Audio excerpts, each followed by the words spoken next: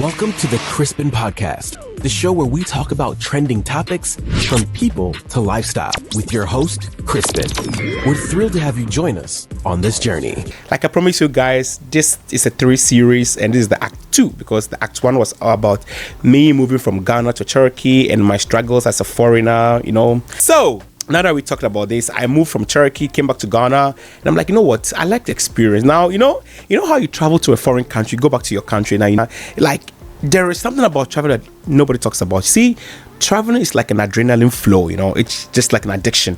When you start traveling, you want to go to a lot of countries, like see, explore the world. Because now you've been to a different country. Now you want to see how it looks, in other places, which is not sure for everybody to think like that. So here I am.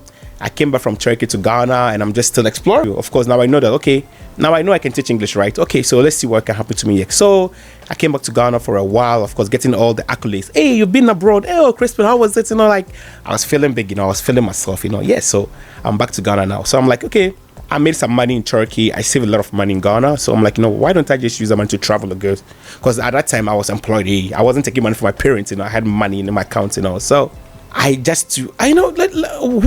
what did I do? I forgot. Oh yes, so I flew to South Africa. I went to Cape Town. Sorry, I went to Cape Town, and of course, I lived there. I met this wonderful person who actually nurtured me into who I am today. Actually, and I went there and I worked with him as a personal assistant in his company. He was an engineer in South Africa. Already in South Africa, I knew some friends over there, so it wasn't really a big deal for me. And like I told you guys, because I have traveled before, I knew what to expect as a foreigner in different countries. However, South Africa is an African country, so I don't think I'm going to find a lot of any, staring. In fact, I didn't find anything in South Africa. Like, it was smooth for me in South Africa, And of course, interesting thing was that I was living in Cape Town, and, in South Africa, they have like the big cities like the Johannesburg, the Cape Town, the Durbans, I just wanted to go for holidays and come back. And I went there and I fell in love with the country, the city. I got a job there, like a remote work from home. In fact, I was more like a personal assistant, too.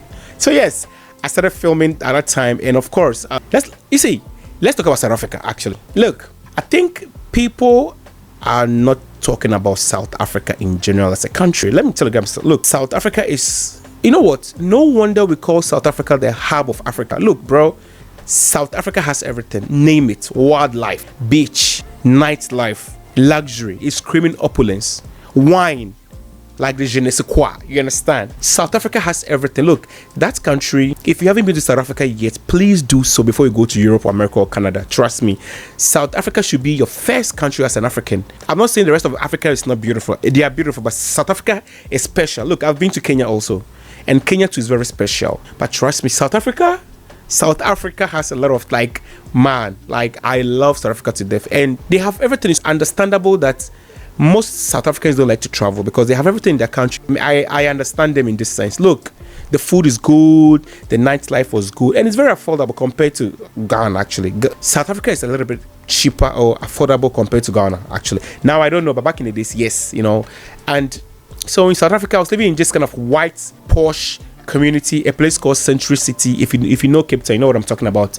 I was living in Century City, and Century City is not cheap, it's expensive. It comes with a pool, a golf course, a tennis pool, like all those security cameras, intercom and everything, like the plush life, So yes, I happened to live in this community with my boss, and it was so beautiful. Like, you see a lot of things, you can say, oh, my South Africa was so beautiful. Like, look, I miss the CBD, I miss the Sea Point, the Mulder's Bay. Look, that was the first time I saw penguins. I saw penguins and whales in South Africa. Now that's how wonderful South Africa is. No wonder most of the artists, they go there to shoot their music clips. Yes, and that was where I think Rich and Famous was shot in South Africa, right? Cape Town, actually. So yeah, that's how bad it is. Like, don't mess with South Africa. It's a beautiful country.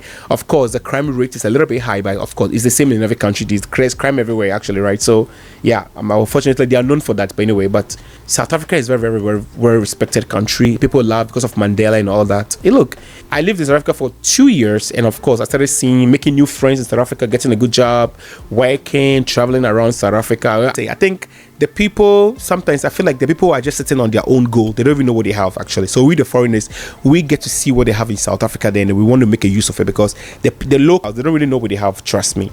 It's a very beautiful, wonderful country. And in terms of jobs, you can get a lot of jobs because a lot of the Zimbabweans, the Kenyans, the Congolese, there are a lot of them there, and they're making okay. It's okay country compared to what I saw in Turkey. It's also a very good country to make money actually. I spent 2 years in South Africa, even though the 2 years was not like a straight up. I was just like in and out, Ghana, SA, Ghana, Cape Town, Ghana, Cape Town, Ghana, Cape Town. It was like in and out. So it wasn't like a straight shoot like 2 years, So it was all to the down. I'm like, you know what?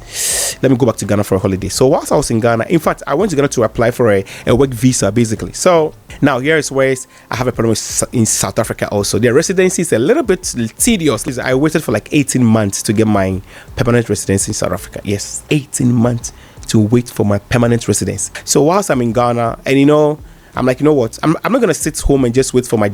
Why don't I go and volunteer in the country? Initially, I wanted to go to Asia, but I'm looking at Asia is a little bit far away from the flight was expensive, accommodation wise. I'm like, no man, I'm not gonna go to Asia. So guess what? I went to the one and only Egypt. Now this is the second act. On the third act of my experiences as an immigrant, we're gonna talk about my experiences in Egypt, and then we can continue from this. Thank you for tuning into this episode of the Crispin Podcast. If you enjoyed this episode, please subscribe on Apple Music and Spotify, leave a review, and share it with your friends and family. Your support means the world to us. See you next time.